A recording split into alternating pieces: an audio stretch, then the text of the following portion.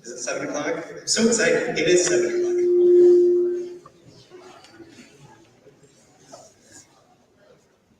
Is it going to be? I think it's okay. Hello, everyone. Thank you. Hello. I forgot what it's like to have people say hello back. Thank you all so much for being here. This is Left Bank Books presents Sarah Kendzior in conversation with St. Louis Public Radio's Jason Rosenbaum for the launch event for They Knew.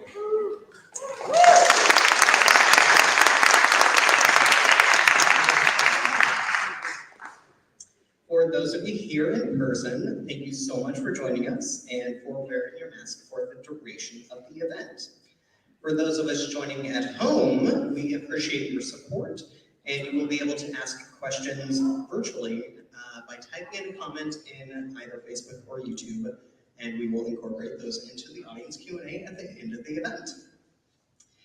It has been really incredible to host over 2 years worth of virtual events, but I am so happy to be doing in-person events again. We have brought in we've run in over 300 other events virtually, so many I lost count, but we are doing a ton of incredible hybrid events, in-person events, and still virtual events that you will want to keep your eye on. We have incredible September events with Pulitzer Prize winning author Anderson Greer, Pulitzer Prize winner Buzz Bissinger, and the best-selling author What If, Randall Monroe, that are all coming up in September. Plus, we have Corey Bush in October, as well as Jodi Picoult and Jennifer Finney Boylan, which will be happening here at the Ethical Society. So a lot to be really excited for, and readers of all ages will find an event that they will find interesting on our calendar. But now, about tonight's book, They Knew: How a Culture of Conspiracy Keeps America Complacent. In They Knew, New York Times bestselling author Sarah Kendzior explores the United States' culture of conspiracy, putting forth a timely and unflinching argument. Uncritical faith in broken institutions is as dangerous as false narratives peddled by propagandists. Conspiracy theories are on the rise because officials refuse to enforce accountability for real conspiracies. The truth may hurt, but the lies will kill us. They Knew discusses conspiracy culture in a rapidly declining United States struggling with corruption, climate change, and other crises. As the actions of the powerful remain shrouded in mystery, like the Jeffrey Epstein operation, it is unsurprising that people turn to conspiracy theories to fill the informational void. They Knew exposes the tactics these powerful actors use to placate an inquisitive public. In Kendzior's signature whip-smart prose and eviscerating arguments, They Knew unearths decades of buried American history, providing an essential and critical look at how to rebuild our democracy by confronting the political lies and crimes that have shaped us. Timothy Snyder says, "The pathos of truth-seeking left me thinking of Herman Melville. I can't remember the last time I read a book where every sentence delivered." And I was promised tonight that this would be a lighthearted discussion about fascism, so you're all in for a treat if you couldn't tell from the introduction. Sarah Kendzior is the New York Times bestselling author of Hiding in Plain Sight and The View from Flyover Country. She is known for her reporting on St. Louis, her coverage of the 2016 election, and her academic research on authoritarian states. She is the co-host of the acclaimed podcast Gaslit Nation with Andrea Chalupa, and was named by Foreign Policy as one of the 100 people you should be following on Twitter to make sense of global events. Her reporting has been featured in many publications, including Politico, Slate, The Atlantic, Fast Company, the Chicago Tribune, Teen Vogue, the Globe and Mail, and the New York Times. And she lives right here in New York City, and we are so lucky to have her. Tonight, she will be in conversation with Jason Rosenbaum. Jason is St. Louis Public Radio's political correspondent. Since becoming a professional journalist in 2006, Rosenbaum has extensively covered local, state, and federal politics for an array of publications, including the Columbia Daily Tribune, St. Louis Beacon, and Missouri Lawyers Media. Rosenbaum has filed more than 35 feature stories for shows like Morning Edition, All Things Considered, and Marketplace. And he's extensively reported on the aftermath of Michael Brown's shooting death in Ferguson and the fall of Eric Greitens from the Missouri governorship. Rosenbaum is an adjunct professor at Washington University in St. Louis, where he teaches a class on radio news, reporting, and podcasting. He resides in Richmond Heights with his wife and 2 sons. And now, without further ado, would you all please help me in warmly welcoming our fantastic guests for the evening, Sarah Kendzior and Jason Rosenbaum.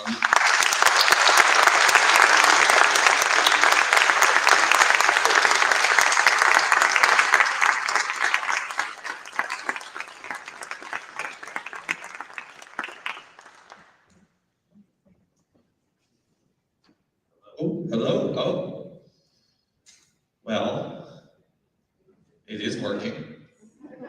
Now, Sarah and I know this, but many of you don't know this. This conversation is well over 2 years in the making. We were planning on having a discussion just like this for her last book, Hiding in Plain Sight, in April 2020. But I guess Tiger King, caused a mania and everything got canceled. Oh yeah, it was the COVID-19 pandemic. And that's kind of how... COVID eternal. And that's kind of how I want to start this conversation. How did the pandemic affect how you wrote They Knew? Yeah, I mean, like a lot of people during the never-ending COVID, I struggled creatively. I struggled getting started with They Knew. I hit that pandemic wall, and then once I started writing, I ended up writing about things that I hadn't planned. I had an outline for the book that I intended to follow, and instead what poured out of me in that first chapter was a haunted hotel in northern Arkansas where a notorious con artist, and radio announcer and demagogue and flavored personality had gone anti-vaxxer and tricked a lot of people into taking fake cures for a terrible disease. And I love, here's why I love that part. My family is not from that part of Arkansas, but my mother lived in Little Rock, Arkansas for her high school years. So I love any author that incorporates Arkansas into your work. I like Arkansas. I mean, I love visiting Arkansas. The town I was writing about is Eureka Springs. You'll see this right off the bat. It's not a spoiler or anything. It's a nonfiction book. So there are indeed spoilers since we're living in an era of selective amnesia. But basically at that point, I was sick of one thing, obviously, which is COVID. I was also very sick of writing about Donald Trump after Hiding in Plain Sight. And so I kind of thought, I'm going to write about him without writing about him and then try to encapsulate these broader themes because he's not new. As I said many times, he was a culmination, not an aberration, and he's going to have successors, and he had predecessors as well. Do you think that the isolation that COVID-19 brought upon people made them more susceptible to conspiracy theories? Yes, I mean, I think we are already heading in this direction. And, I want to be clear that conspiracy theories, at least how I define it in They Knew, is a neutral term. If you have a conspiracy, if you have a plot by powerful actors in which there is corruption and there's no transparency, you're trying to figure out what's going on, you have some evidence, but you don't have all the evidence, you form a theory. You form a theory about a conspiracy. How that is formed, what facts uphold that thesis is, I think, what makes it, a good or a bad one, because obviously these can be weaponized as well. Unfortunately, we live in an era of bad faith actors, of propagandists, of liars, and that was already in play. What COVID did, I think, is lead to cruelty, to a lack of empathy, and to profound dehumanization, where people were watching each other mostly through screens, and they were very unlikely to be in a situation where they would encounter somebody different from themselves, and that leads to generalizations and stereotypes, and of course it's going on in an atmosphere of profound trauma and mourning as well. So to some extent, it's understandable, and then of course we have an election with a proto-dictator on top of that, a lot going on. So yeah, I mean, it definitely did. Here's something that you read in the book that was interesting to me. When reporters ask Missourians why they will not take the vaccine, one of the most common answers is that they are not opposed to it on principle, but are waiting to see if it is safe. I know this feeling. I got vaccinated when I was deemed eligible, but I did not like it or fully trust it. I simply hated COVID more and chose the vaccine over COVID. It was a lot like voting in a presidential election. So why did you not like or fully trust the vaccine? Well, because it was new, because it was unrolled under very chaotic political circumstances, because Fauci was involved, and he was someone who initially kind of blew the response to AIDS, but mostly because of suspicion about big pharma and, you know, what the Sacklers did, the opioid epidemic. I had very, bad experiences myself with the healthcare system, with the pharmaceutical system. So I went in with skepticism. I didn't feel like I was getting clear answers from the CDC, but like I wrote, I felt like obviously my biggest fear was getting COVID and spreading it to someone I love. Spreading it to my elderly in-laws, for example, or God forbid, spreading it to my husband and children. So I did it, but I understood when folks were hesitant. I understood when people didn't want to get on board right away and wanted to kind of see how things played out. Now, I have actually heard the same thing when I talk, especially with politicians in rural Missouri. I asked Senator Holly Rader, like, what are you hearing from people that don't want to take the vaccine? It's exactly what you said in the book. It's like, it's too new and they don't know what's going to happen to them, which I think is a totally understandable reaction to it. Where I think it goes off the deep end is when people are like, it warps your DNA, or it has microchips in them. Makes you a Wi-Fi hotspot. Or, if it's linked to some of the debunked theories that vaccines cause autism, that's where I think it takes a turn away from skepticism and into a completely different area. How do you go from point A, which is reasonable, to point B, which is more outlandish?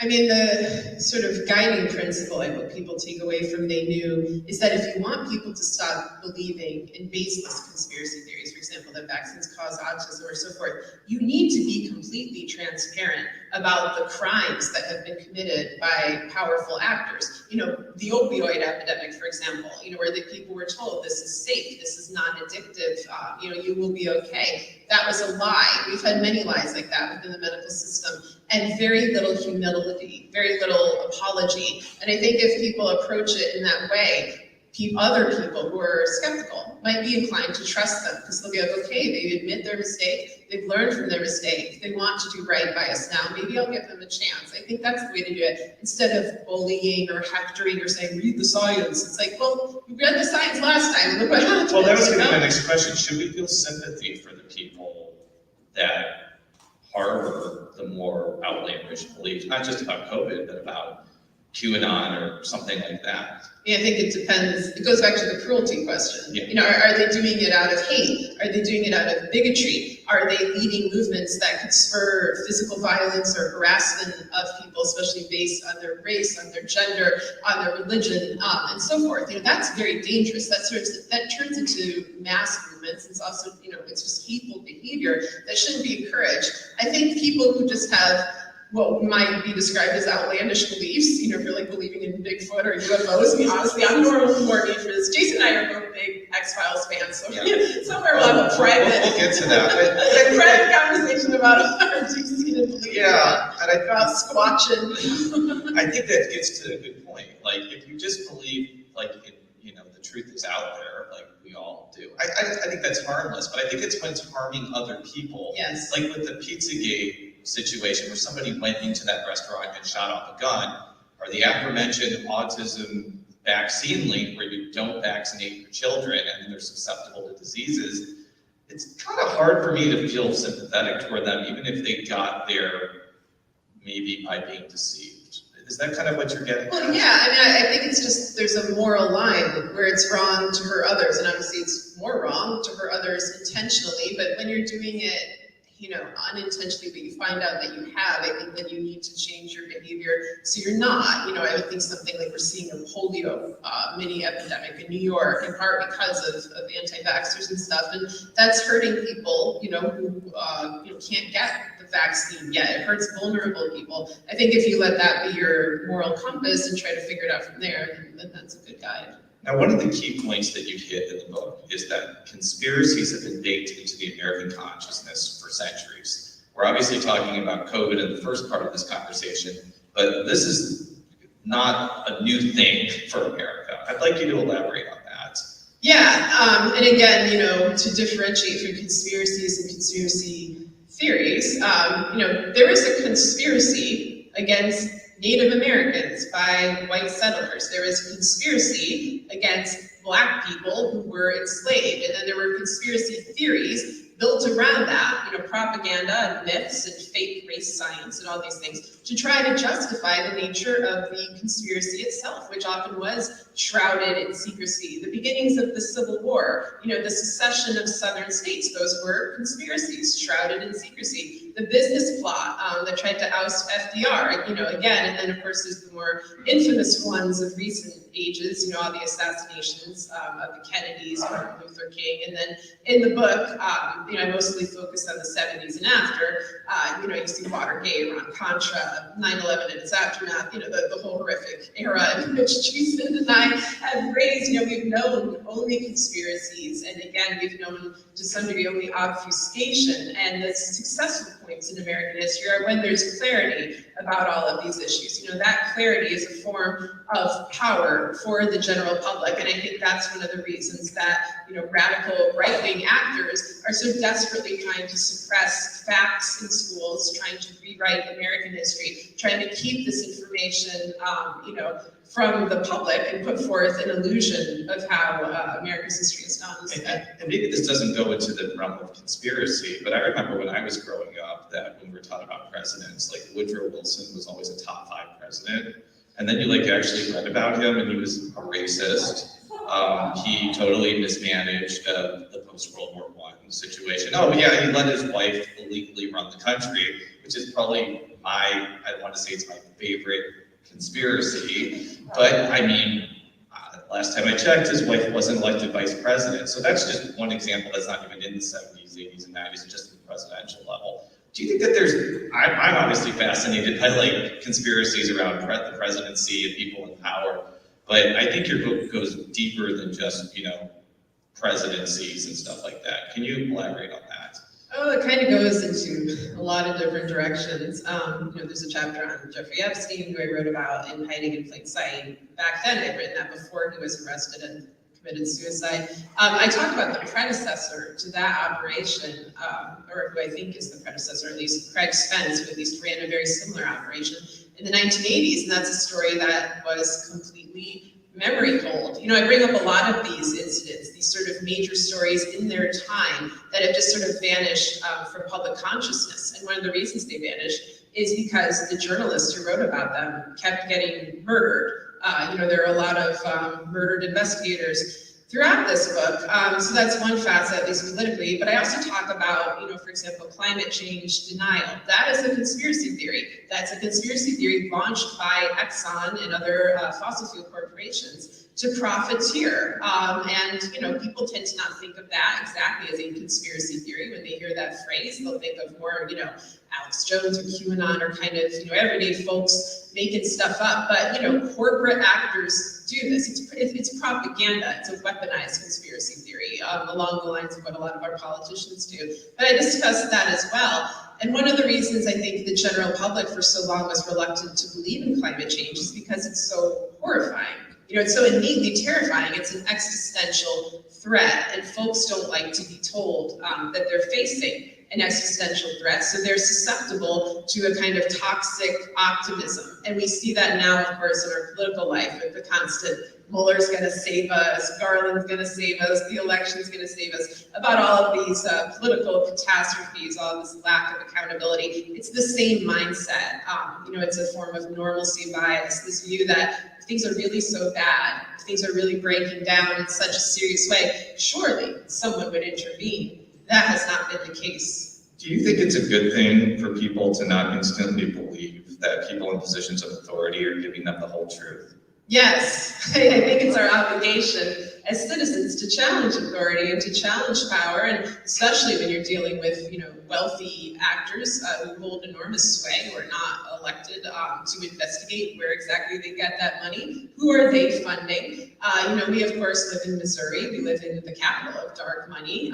We've seen this kind of infestation within our own politics, but people have gotten into this kind of stand culture around public servants. They forget that they're public servants. They build weird little cults around Biden or Trump or Fauci or Mueller. J.B. Pritzker. Have you seen the J.B. Pritzker meme explosion? I think that's kind of meant to be a joke, but continue. Yeah, the recorder of deeds. Just kidding. Yeah. Sorry. But we obviously have to, make the recorder of deeds in St. Louis the king of America. You need to meme him more. Recorder of deeds needs some memeing. Sorry. We're getting down a recorder of deeds rabbit hole. But yeah, the thing I'm getting at is that this is, I think, another tendency. It's sort of linked, to what I was talking about, this toxic optimism. People are looking for a savior figure because they don't want to actually address the fact that so many people simultaneously are letting us down. They want to believe that somebody is really on top of things, somebody is really kind of holding down the fort. I think there are people out there that are dedicated public servants doing a very good job. We often don't know their names. We obviously saw so many people rising to the occasion during the pandemic, putting their lives on the line. During the pandemic, we often don't know their names either. These sort of personality cults, though, that have risen around political officials or even FBI directors and medical officials, I think they're dangerous. Well, that leads into another question and a poignant part of your book, where your son witnesses the Capitol being attacked on January 6th. But you decide to tell him that, quote, everything would be okay in the end just to get through the day.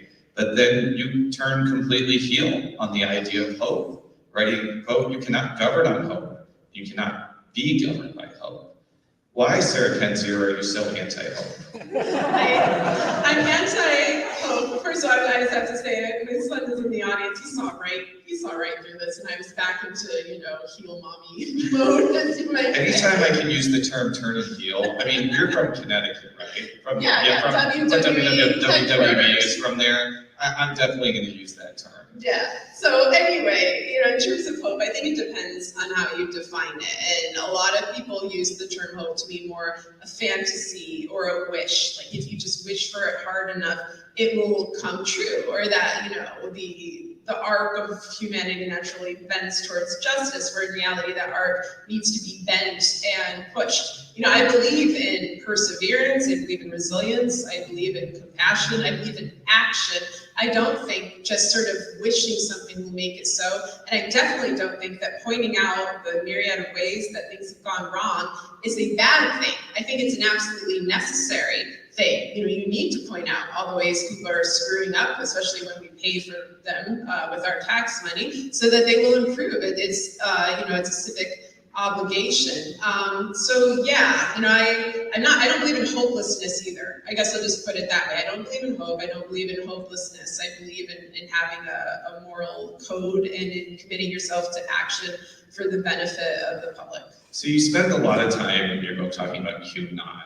What do you think the rise in popularity of that online phenomenon says about people's willingness to believe in conspiracies? Yeah, probably the most controversial thing I'll say that I say they knew is gotta hand it to QAnon on that Epstein thing. The reason that a lot of folks were drawn to QAnon is because they had a large grain of truth within this morass of, propaganda or lies or just sort of wild theories, like JFK Jr. had risen from the dead to be Trump's vice president. Yeah, JFK Jr. is alive, everybody. Just as they were saying all of these, sort of ridiculous things or sometimes harmful things, they also were doing serious, rigorous investigative work into the Epstein-Maxwell operation and to other real conspiracies, ones that our mainstream media just didn't want to touch, and still, generally speaking, does not want to touch. And because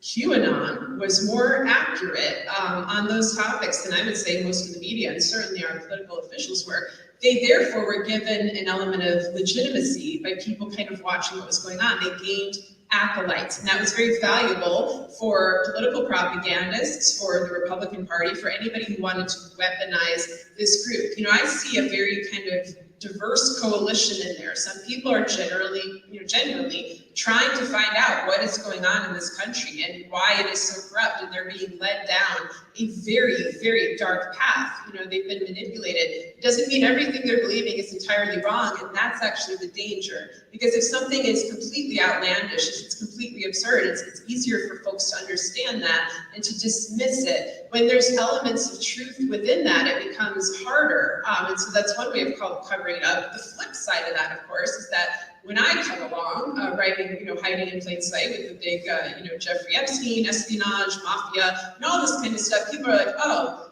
you sound like those QAnon folks. You're a real tinfoil hat kind of gal. I got a lot of that. That was one of the reasons I wrote They Knew, is because I wanted to explain, why that reaction happens and kind of destigmatize the term of conspiracy theorist. It's like, do I have a theory about a conspiracy? Why, yes, I do. Why is it only a theory? Because the government or other official actors are covering things up. They're not having hearings. They're not issuing reports. They're not doing investigations. They're not indicting. They're not being transparent.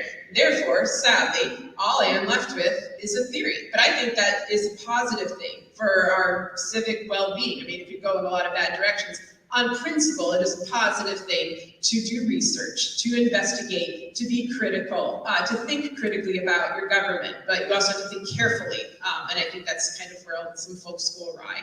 Yeah, you talk about the idea of wrapping a kernel of truth into, I would guess, this example I give is not absurdity, but into kind of a false rationalization.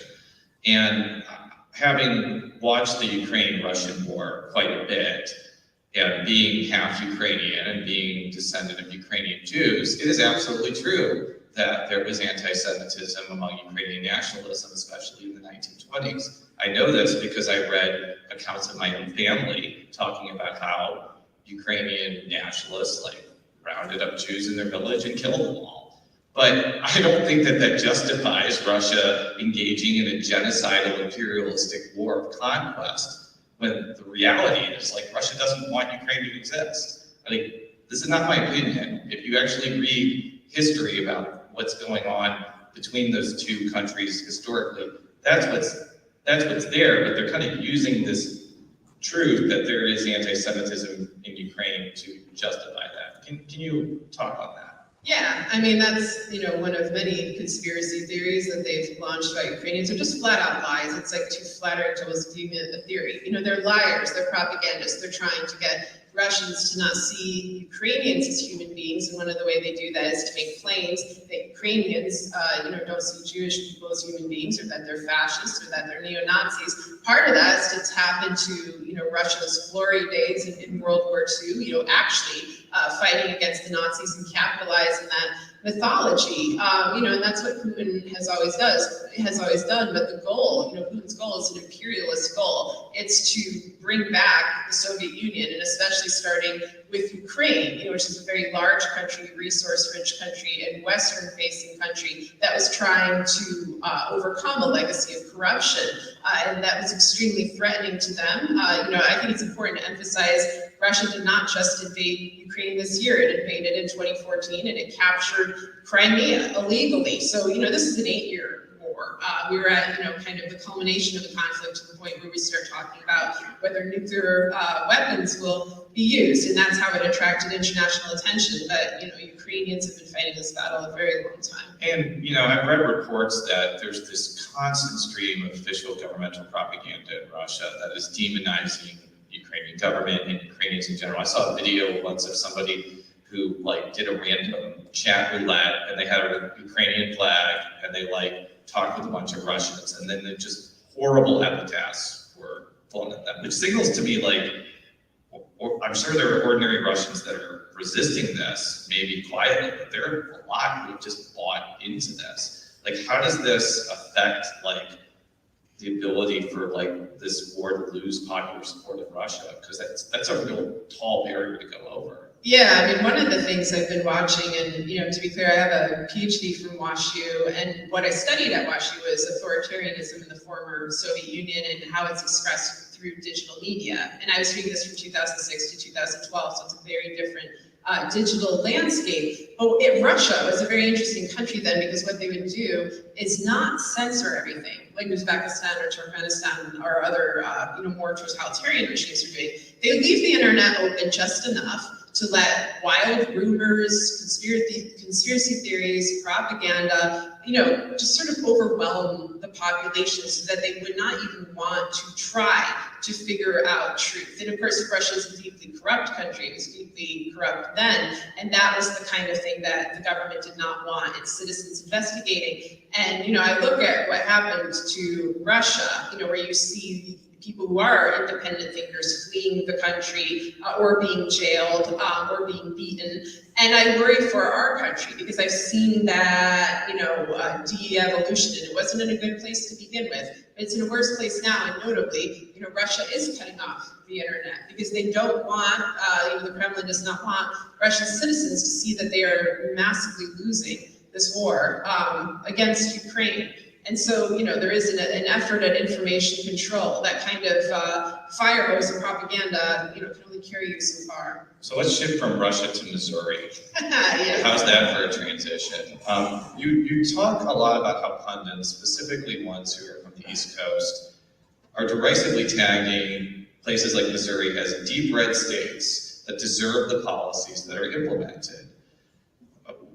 And you're not a fan of that idea. No. Can you explain why you're not a fan of that idea? We don't deserve this. We also did not vote for this. And by we, I really mean the majority of Missourians. I think, folks in the room will remember the 2018 ballot initiatives. They'll remember Clean Missouri, the efforts to get rid of dark money, raise the minimum wage, protect, labor unions. I think our state is hard to define politically. I think it really, encompasses the entire political spectrum. And if we're held together by anything, it's with profound disillusionment and frustration with our elected officials. I do obviously think we've become, as a state, more right-wing in the last 15 or so years, in large part from the influence of Fox News, the demise of local media, the demise of trust, and sort of just the downward trajectory of the country as a whole, in which we're kind of, once again, the bellwether state. We're kind of the originator of a lot of these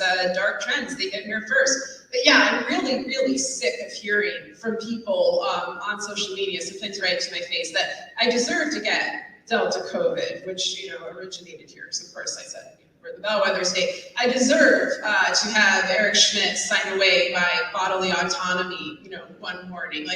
I deserve to suffer, and everyone else deserves to suffer, and it doesn't matter who we are, or what we believe, or if we have children, or if we have loved ones, we all somehow deserve to suffer. It's an illusion. There's no such thing as a red state or a blue state. As I've said many times, I said in my first book, View from Flyover Country, America is purple. It's purple like a bruise. We are held together in collective pain, but also no state is like this. There's no such thing as a blue state either. California has the largest number of Republican voters in the country. Every place is more complex and nuanced than it's made out to be. And I wish folks could see that, because one thing I'm worried about, and I write about this and they do, are these secessionist movements, popping up in places like Texas or California, because I don't know, maybe to some folks it's an abstraction, it's like a fun idea they play with in their mind, like they'll have a red paradise or a blue paradise. When you live here, When you live in the center of the country, when you live in a place that historically was the dividing line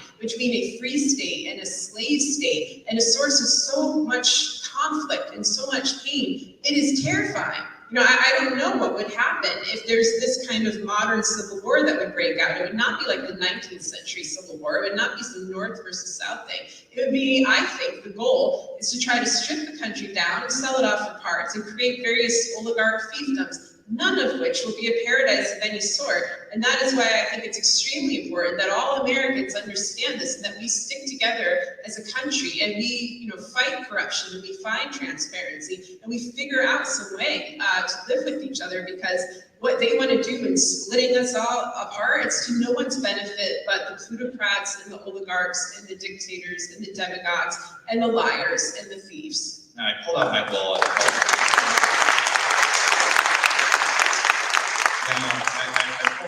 Sorry, I didn't mean to interrupt your adulations, Sarah. I pulled out my wallet just as a transparency disclosure thing. I am a member of SEIU Local 1 because whenever I teach at Washington University, I pay dues to them. So whenever I talk about unions, I want to make clear that I am, when I am teaching a member of a union, I'm not teaching now, so I technically am not part of them. So, I heard anecdotes in 2016 that 30 or 40% of labor union members voted for Trump in Missouri and voted for Eric Greitens, who said he was going to implement right to work. This was from labor leaders. This wasn't just from the ether. So does that kind of prove your point that Missourians are complex and they sometimes vote in ways that are not just red-blue archetypes? Yeah, I mean, what we've seen continually is people will vote for policies that tend to be fairly progressive, that benefit the public good, and then they vote for candidates that destroy all those policies. They vote for Republican candidates, like Greitens or Hawley or others. I think a lot of that, again, has to do with a propaganda influx. I think that a lot of people are genuinely deceived.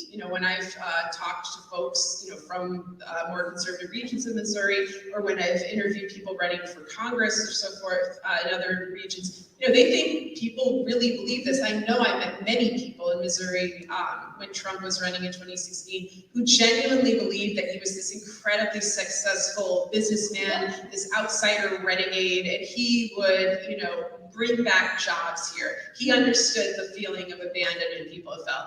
I also have to add that another appeal of Trump and Greitens for many of these individuals is that these are racist people. These are people who want a white supremacist candidate, either overt or more covert. They were very put off by Obama. They saw that as, this grievous injustice. I mean, there's a lot of really vindictive and rotten stuff lurking there too, but then there's other people who that really wasn't the issue. It really was economic. It is a mixed bag. It is a complicated situation. What does it mean to be a writer from Missouri? Ask Mark Twain. That's the thing. A lot of folks sometimes are surprised that I live here and surprised that I live here voluntarily because I write about politics on a national level, and there's this pressure on writers to move to New York or DC or LA or whatever, some big city on the coast, because then you've made it, you matter. And this has been historically the place where the national character is born, not just in politics through being the bellwether state, but look at our great pop culture influences. Look at Mark Twain or Walt Disney or Chuck Berry, these incredibly seminal figures who invent whole genres. They came out of Missouri. This is kind of where the idea of America was born. So I think it's just, historically, it's a fascinating place to live. It's also my home. It's where my kids are born. It's their hometown. And, when you become a parent, you see everything through the eyes of your children. And, I consider myself a mother before I consider myself anything, even more than a writer. It's impossible for me to separate those things. But yeah, I'm going to continue, writing about Missouri and writing about America from a Missouri perspective. And, I don't apologize. And if folks living elsewhere don't like it, that's too bad. One of the things I've always enjoyed about your writing is how you've positioned Sarah Kendzior, the character, in a lot of your work. It was obviously in your first book, since it was a collection of essays, and also with Hiding in Plain Sight, and also this. And it included, for example, the beginning of the book where you travel to Eureka Springs, but there's other examples, where you're swimming and sky start to turn, I guess, what is it, pink, because there's wildfires. By the way, I was just in Oregon and I saw exactly that. So after reading that, it does actually happen. I'm interested in like why you've decided to use this literary device, because I think there's often a pull with writers about whether they should insert themselves into their writing, but I think you do it to like make broader points about what you're doing. Yeah, it wasn't a plan, it wasn't something I set out to do. You know, I spent time in academia where you don't use the first person, you don't insert yourself in your work unless you're showing how subjective you are and that you are part of the story. You know, in anthropology especially, it's important to be clear about that. The thing is I started writing about so many things that people did not want to believe were happening. You know, Trump's connection to organized crime and the Kremlin, the Jeffrey Epstein story, you know, the effect of income inequality or rotting institutions on the American public. A lot of people thought I might be hyperbolic, they thought I might be alarmist, they thought I might be insane. You know, so I thought, you know, if I'm gonna get people to trust me, and I do want them to trust me while they're reading me, I need to be honest about who I am and what are my biases and what are my beliefs and what is my background and, you know, where am I getting this perspective? And then I kind of just fell into a pattern of writing in the first person, you know, especially writing about travels around the country and things like that. And again, you know, Mark Twain is he is an influence on me there, because that is something he did, kind of combining, you know, travelogue and politics and, you know, personal experience. But it's mostly because we live in such a convoluted time, and we have a lot of reporters and writers who try to put on this veneer of objectivity. You know, like, I'm just an impartial person. I'm removed from this whole COVID situation, or removed from this whole political situation. Like, no one is at this point. I mean, I think it's dishonest, and I certainly understand if you're a reporter, you're writing a feature article, you should leave yourself out of it. But when folks try to act, you know, when they're expressing an opinion, like it's just sort of divinely coming from above in some way that, you know, their own personal input bears no, you know, it doesn't affect at all the conclusions that they're coming to. I mean, I think that's delusional. So I at least want to be upfront, you know, about where I'm coming from. Now, you mentioned the news media, and I do have to ask about something else you write in your book, your disdain for paywalls, which you describe as blocking content from the general view. And you actually compare journalism to becoming more like academia, and that information is prohibitively expensive. Now, I work for St. Louis Public Radio. We don't have a paywall, but I've also worked for newspapers that cease to exist because news consumers don't want to pay for content. So how do you balance the desire to pay journalists like an equitable wage by making sure that there's a revenue stream, but also making sure that important information is available for public view? Yeah, I mean, one of the reasons I'm concerned about paywalls is because, you know, one of the reasons I was able to figure out all the things I did about Trump or other American political figures is because the information was in the public domain, you know, meaning that I could go into the archives of different newspapers or magazines or what have you and get it quickly and get it easily. On the other hand, you know, I've worked as a journalist, I've worked as a freelance journalist, being either paid terrible wages or being offered quote unquote exposure as my payment, you know, which I would turn down. So I absolutely think journalists should be paid. What I'm seeing sometimes are giant corporations, like the ones that own the New York Times or the Washington Post. They're erecting paywalls and they're charging very large subscription fees that I don't think they need to charge to turn profitable. You know, they can do that easily. My sympathies are with the local papers. They're with the smaller places, the investigative outlets, you know, those that don't have funding. And I'm kind of in disbelief that no one has made up a system kind of akin to like how iTunes would work, where you could buy singles. Yeah, I was actually thinking about that. And actually, not to go down that analogy more, but like I recently subscribed to Apple Music, where for $9.99 you can like download whatever song you want. Like, I was thinking, I wanted to listen to Coolio's Gangster's Paradise, and I just did that. It's an okay song. But like, maybe we could do that same thing for journalists and maybe just split the profits like 3,000 ways or something like that. Yeah, I mean, I think a lot of people, they stumble on an article, they're really excited to read it, they want to know what's next, then boom, paywall. And they're not going to go through the effort of like subscribing to some random newspaper in a town they've never heard of and paying like $60 a year. But will they pay $1? Probably, especially if it's something really easy. Like especially if there's some sort of all-purpose pass, and you just hit yes, yes. I mean, what will happen, of course, is you'll end up racking up some article fees on your credit card, but people would eventually adjust, and I think it would be positive. I think it would be revenue generating. You should still support your local media outlets, Yes. whether it be newspaper or NPR. Now, before we turn it to questions, and NPR affiliates too, like the mothership doesn't really need your money. Actually, it probably does. Before we turn it over to questions, like let's talk a little bit about X-Files, Yes. because that seemed to be your pandemic show of choice. I think mine ended up being like Gossip Girl, where I found out that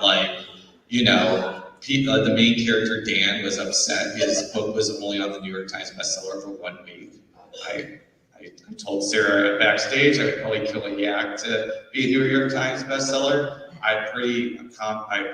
We'll keep my fingers crossed about this one. But why X-Files?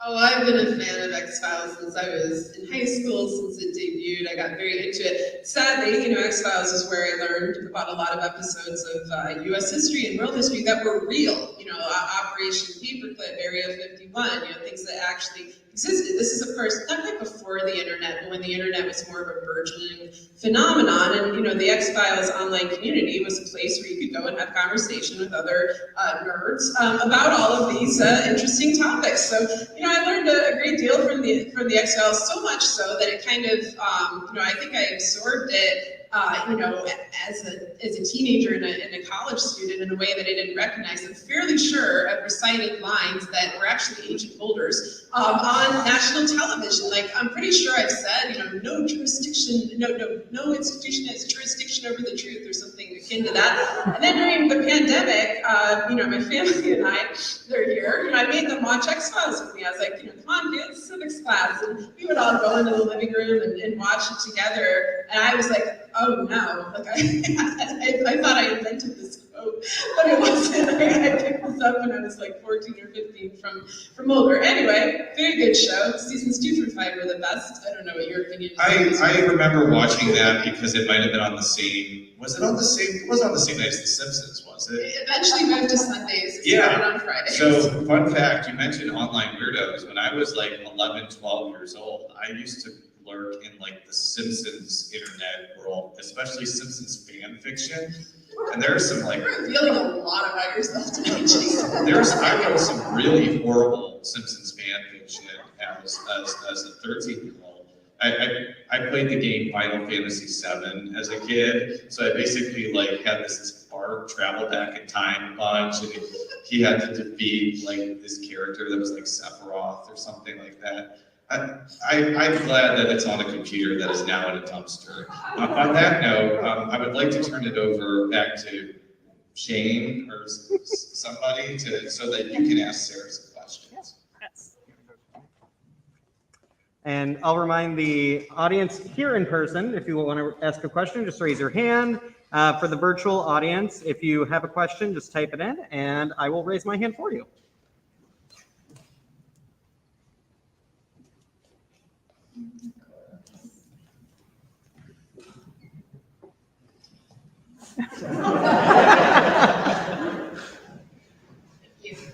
I'm really curious. I have kids that are in their early 20s, and I get the impression that they are just very untrusting of institutions and politicians, and I see some real good in that. They can go a little far, but I think I'd be really curious what you think is coming for the next generation on all these issues.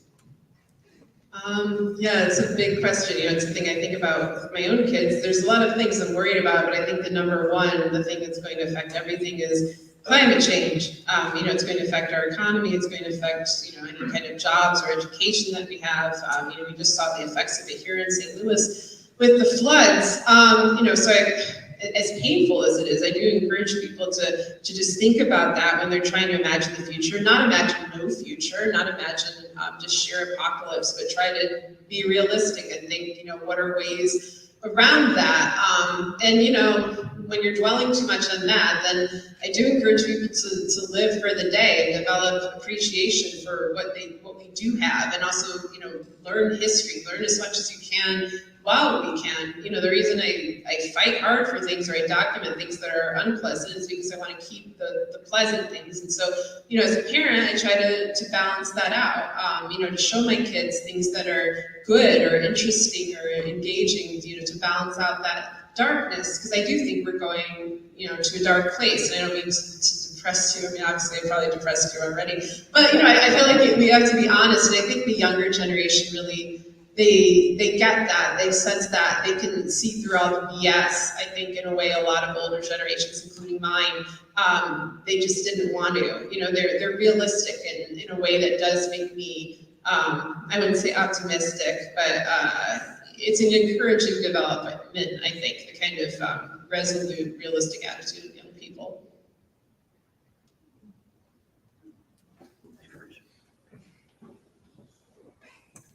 Adore virtual audience for a question. This question is actually from me. Hi, Sarah. Hi. So I'm secretly on Twitter and refused for so many years to get on Twitter, but I signed up to follow people like you and to stay politically active and involved, and also follow some of the favorite authors that are coming through town. But as some news sources are becoming more fair and balanced, and the internet becomes deeper and deeper into a hole, how do you balance between those dark abyss places and making fun and light of enjoying the social part of social media? Yeah, I mean, I'm in a weird position because I'm, I guess, a public figure, and, you know, I have like 600,000 followers, and a lot of them, you know, including people who are not following me, you know, sort of welcome me every day with a new bout of invective and accusations. So that can be difficult. It initially kind of shocked me when I started out in journalism, how vicious it could be. And I know a lot of people have had this experience, especially people who aren't white, and especially women. But you know, I know who my friends are, I guess, online. And I also think it really is a miraculous thing. As much as I kind of detest the internet a lot, especially the architecture of social media sites, these algorithms that drive us to places, I love that we can get so much information. You know, I did fantasize about this when I was a kid, and in the 90s, it was so thrilling to be able to get online and look up all these things. And, you know, I look at the stuff my kids are able to do, you know, when they could just like go on Google Translate and read an article in a foreign language. You know, we've come to take a lot of things, a lot of developments in the last 10 years for granted. You know, this incredible amount of knowledge, this incredible ability to communicate, because it's been used for evil. You know, so many people have used it for evil, but it's still, to go back in time, to go back 20 years, you know, we would be in a darker place, I think, in terms of what we know. And, you know, there has been somewhat of an equalizing effect. You know, I owe my career to the internet. My first book was a collection of essays that I initially just published myself because, you know, I'm a Missouri writer, so of course I can't be, you know, worth anything. And then suddenly when Hillary Clinton started quoting it, and all these other famous people started quoting it, the publishing houses came calling, and they wanted to, you know, do a print edition, and it became a bestseller. That was due to the fact that I found my readers on the internet, that they found me, and we connected. And I don't think that would have been possible without it. So, you know, I do owe a lot to Twitter, and to just, you know, being online in general. We do actually have an audience question, or a virtual audience question. You had mentioned Mark Twain earlier. I think one time when he bankrupted himself, he committed to paying everybody back. And so he made a tour and presented lectures. What we're doing here tonight is sort of like this late 19th century mode of communication and public discourse, where people are in front of us, we listen to them, and I get to ask a question. These books, these are long forms of communication. as an ex-academic, I'm very disturbed that it seems like modern civilization is moving away from longer forms of discourse to forms of discourse such as Facebook or Twitter that are extremely brief, that do not allow for a give and take that older, longer forms of either written or verbal discourse permit. The question is, does that structurally, that technology structurally, make us as a society more susceptible to autocracy? Thank you.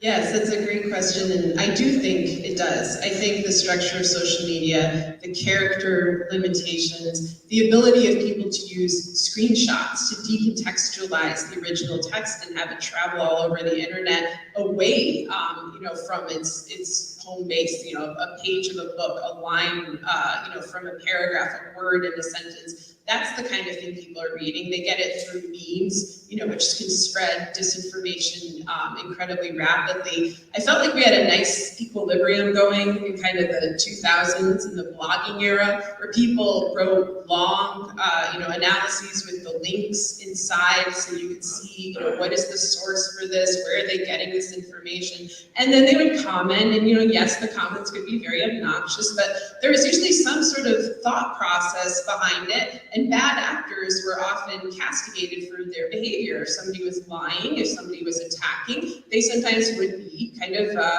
pushed out of the group, barred from the forum or something. There's nothing like that now. And I do think, there's some value in brevity. You can see a lot of aphorisms, a lot of fun phrases and expressions, but I do think the damage of losing long form writing is grave. And I think that the paywalls have made this worse, because as the really good investigative reporting or rigorous analytical pieces hide behind the paywalls, what's free? Disinformation, memes, little one-liners, cheap little tricks. That's the kind of thing that everybody has access to. And I do think it's bad for our critical thinking, and I think it's bad for the truth. Question from the virtual audience. From one Sarah to another, hypothetically, if we were not living in the kind of society and world we are now, what would you be doing instead? Oh gosh, depends how much money I have. If we didn't have COVID, I'd be traveling more. If I didn't feel, and I really hope this doesn't sound self-righteous or something, but I do have expertise in autocracies. I did spend most of my career studying them. I do have a good track record of predictions. So I feel obligated to write about the political landscape of America because I care about it and because I'm worried about my children's future and I want to document it and change that future and make things better. I wish things weren't the way they are. It's hard for me. It's hard for me psychologically. I think it's hard for everybody in this room to contend with all of these crises intersecting at once. And there are times where I look back and I think about, simpler eras, and, I was happier then, not 100%, so this is just me. But yeah, I think I would travel. I would maybe, write fiction instead, or just write about other things, write about things beyond corruption and fascism and catastrophe and, apocalyptic developments. But, that's not how things have worked out, and I don't want to back away from the fight. I'm not a great organizer. I'm not a great activist. I don't want to run for office, but I think I'm a pretty good writer. So I feel that's my obligation. That's what I should be doing now, hopefully to benefit folks, at least make them feel less alone. And, at best to bring information, that illuminates what's going on.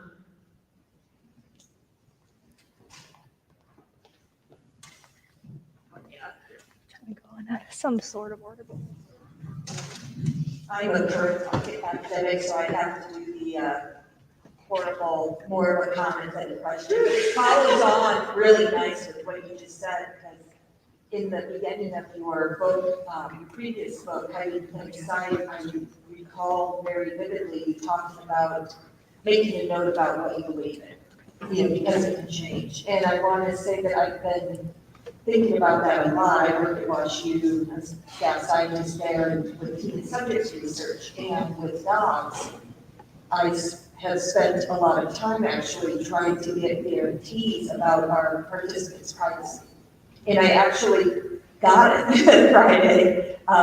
It's not as shared in the public as it is now, but I can say that I actually wrote down some of the things about human, you know, subject privacy, what the ethics of research are, and referred to it quite a bit over the last few months as I've been emailing and working to get the info. So it has made a difference. Thanks. That's great. Thank you for sharing. Time for a couple more questions.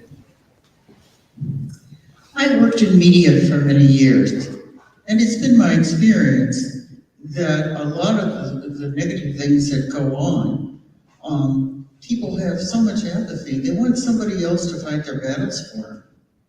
I want to know, how do you address apathy, especially in this day and age when there's so much confusion, and where do I start? Yeah, I think a lot of the time what we're seeing now isn't exactly apathy, it's exhaustion, it's being overwhelmed on all sides, it's a struggle to just get through the day, particularly with an ongoing pandemic. I've met very few people who are apathetic in the way I remember people being apathetic, say, in the 90s, and granted I was a teenager, so we were all very apathetic and cool and whatever, never mind. But what I see now is honestly the opposite, people having very strong opinions, sometimes based on absolutely nothing, or based on rumors, based on lies, that kind of thing. Or people, just burning themselves out, trying to analyze their political environment, trying to figure out what's going on, and then just saying, you know what, I can't do it. I'm checking out of the situation. It's too disturbing. It's too overwhelming. No one is being forthright. And this is actually what happened, in authoritarian states. This is how democracies die, is through people checking out in that way. At the same time, I think we need to be understanding, particularly, with the pandemic. Like I could deal with the attempted coup, the rise in fascism, the environmental collapse, the declining economy, the systemic racism, the misogyny. When they added in the pandemic, I was like, this is too much. Like even I hit that wall, as I said in the beginning of the talk. It's difficult for me to even start writing, and I've been writing my entire life. Since I was 3 years old, I would make up stories. I would make up little newspaper reports for my neighbor and that kind of thing. So it's tough. I'm not so much worried about people becoming apathetic as I am that they become conformist, I guess, in their thinking, that they get led down cults or wormholes, or they lose their propensity for critical thinking. That's what I'm most worried about.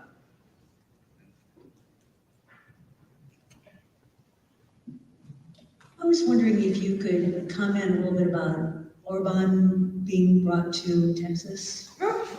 Yes, so Viktor Orban is the dictator of Hungary. That's a sad sentence for me to say, because Hungary historically has struggled under so many dictatorships. It was a Warsaw Pact country when it was oppressed by the Soviet Union and by its little proxy actors that were running it. I went to Hungary for the first time in 1998. People were so excited. They're so happy to finally have a taste of freedom, a taste of autonomy and sovereignty. And then Orban came in almost a decade ago at this point, and has a hyper-nationalist, semi-autocratic, but really veering much more towards fully autocratic rule. And that's a shocking thing to have in an EU country. It's a shocking thing for Europe. We've seen similar developments in Poland and Turkey and other countries that I've enjoyed visiting that were democracies, much more so just a few years before.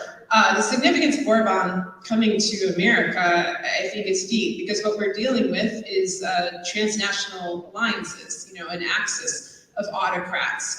And we see these in, well-known authoritarian states like Russia, partnering up with oligarchs and mafiosos and bad actors and so forth. In the West, we can look at Brexit UK. Of course, we can look at our own country. They don't care whether any of these countries really survive. Whatever kind of nationalism they're putting out there, whatever make America great or make Hungary great or whatever, a lot of it is facile, you know, capitalizes on xenophobia or racism or whatnot, but a lot of it is about profiteering. It's about making money off of the wreckage and also exerting great control in a time of climate catastrophe. If these individuals are able to align, you know, these oligarchs and plutocrats and dictators around the world who hold such disproportionate wealth and power, then it's easier for them to hoard what we will need to survive the future. That's why I feel like there should be a very sharp eye on all of them, and I wish our politicians would speak more openly about this, because I just think, well, what would I do if I were them? What would I do if I were the bad guy? And I could come up with, a zillion ideas, and to my great horror, I watched them carry them out. I'm like, oh, come on, if I could figure this out from a laptop in St. Louis, then surely you, with your classified intelligence in Washington, D.C., should have some idea of what's going on and maybe a plan to stop it. That hasn't been the case. One final question.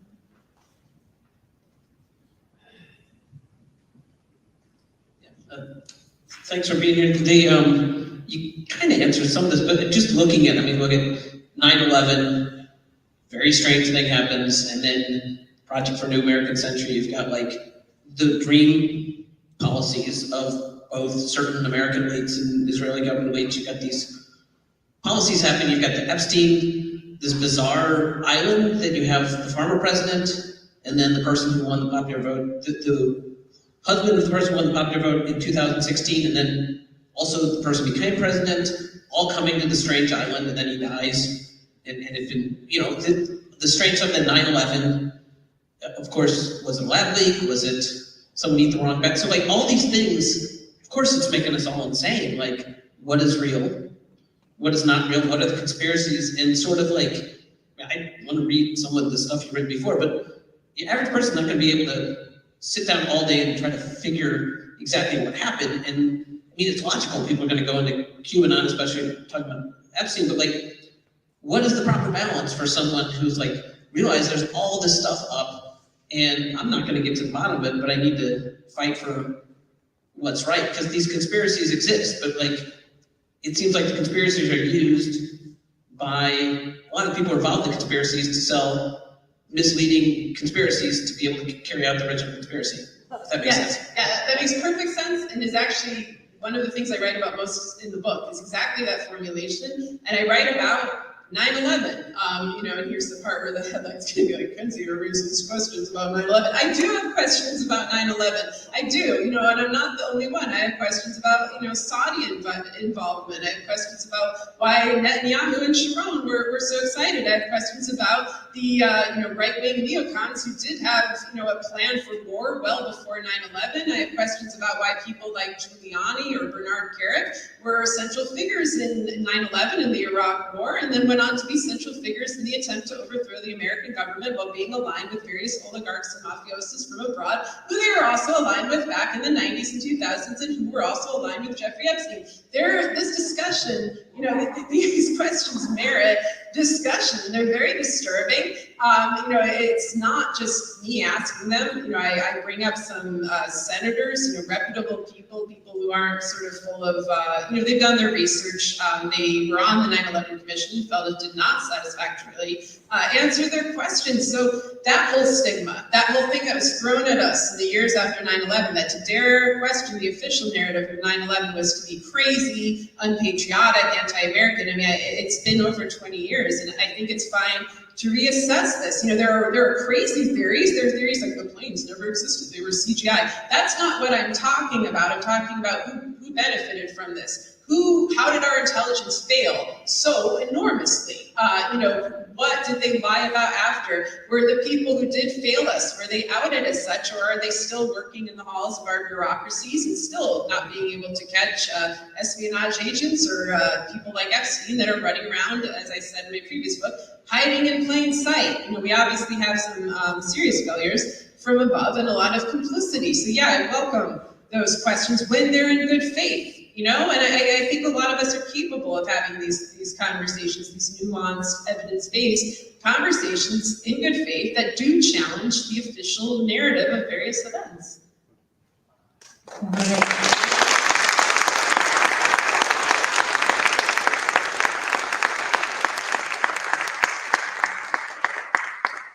Thank you so much to Jason Rosenbaum and Sarah Kendzior for being with us tonight, and thank you to all of you as well as our virtual audience. Thank you very much.